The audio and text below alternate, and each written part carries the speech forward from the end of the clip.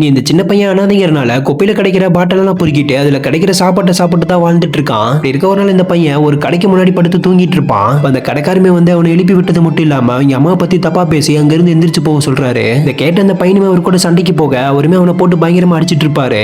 அந்த கூட்டத்துல இருந்த ஒருத்தர் தடுக்க போக அந்த பையன் மறுபடியும் எந்திரிச்சு அந்த கடைக்கார கூட சண்டைக்கு போறான். அவருமே அந்த பையனை அங்க இருந்து கூட்டிட்டு வந்து உன்னோட வீடு எங்க இருக்குன்னு கேக்குறாரு. அதுக்கு அந்த பையனுமே நான் ஒரு அனாதைன்னு சொல்ல அவருமே நீ என் கூட வரியான்னு கேக்குறாரு. அந்த பையனுமே எனக்கு ஏதாவது வேலை வாங்கி கொடுப்பீங்களான்னு கேட்க அவருமே சரின்னு சொல்லி அந்த பையனை கூட்டிட்டு போறாரு. அவங்க ஊருக்கு போற வழியில ஒரு கபடி மேட்ச் நடக்கவும் இவருமே அந்த கபடி மேட்சை பாக்குறதுக்காக போறாரு. சோ அந்த பையன் அவர் அந்த கபடி மேட்சை ரொம்பவுமே ஆர்வமா விரும்பி பாக்குறத கவனிக்கிறான். அடுத்த நாள் இவருமே அந்த பையனை கூட்டிட்டு போய் ஒரு இடத்துல வேலைக்கு சேர்த்து விடுறாரு. அந்த பையனுமே அங்க நல்லா வேலை செஞ்சு சம்பாரிச்ச காசை கொண்டு வந்து அவர்கிட்ட கொடுக்குறான். ஆனா அவர் அந்த காசை வாங்காம அந்த பையனை கூட்டிட்டு அந்த ஊர்ல கபடி சொல்லி கொடுக்குற இடத்துக்கு கூட்டிட்டு போய் இவனுக்கும் கபடி விளையாட கத்து கொடுங்கன்னு சொல்றாரு. அந்த பையன் அவர்கிட்ட எனக்கு கபடியில வேணா வேலைக்கு போனா காசு கிடைக்குன்னு சொல்லிட்டு அங்கிருந்து போயிடுறான். இந்த பையன் நைட்டு திரும்ப வீட்டுக்கு வந்து பார்த்தா அவர் ஃபுல்லா குடிச்சிட்டு படுத்திருப்பாரு.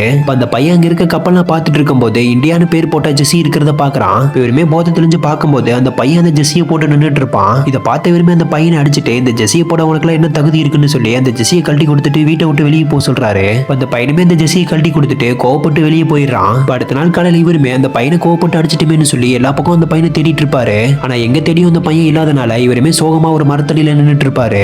பக்கத்துல கபடி விளையாடுற சவுண்ட் கேட்கவும் இவரும் போய் பாக்குறாரு. பார்த்தா அந்த சின்ன பையன் தான் கபடி விளையாண்டுட்டு இருப்பான். இதை பார்த்து அவருமே ரொம்ப சந்தோஷப்படுறாரு. ஆக்சுவலா இவர் இந்தியாவுக்காக கபடி விளையாண்டு இருப்பாரு. அப்ப இவர் ஒரு இடத்துல கோவப்பட்டனால இந்தியா டீமை விட்டு தூக்கிருப்பாங்க. அதனால அந்த ஊர்க்காரங்களும் விளையாட தெரிஞ்ச என்ன பிரயோஜனம்னு சொல்லி அசிங்கமா பேசியிருப்பாங்க. சோ இதனாலதான் இவருமே அந்த பையனை ஒரு பெரிய கபடி பிளேயர் ஆகணும்னு ஆசைப்பட்டிருப்பாரு.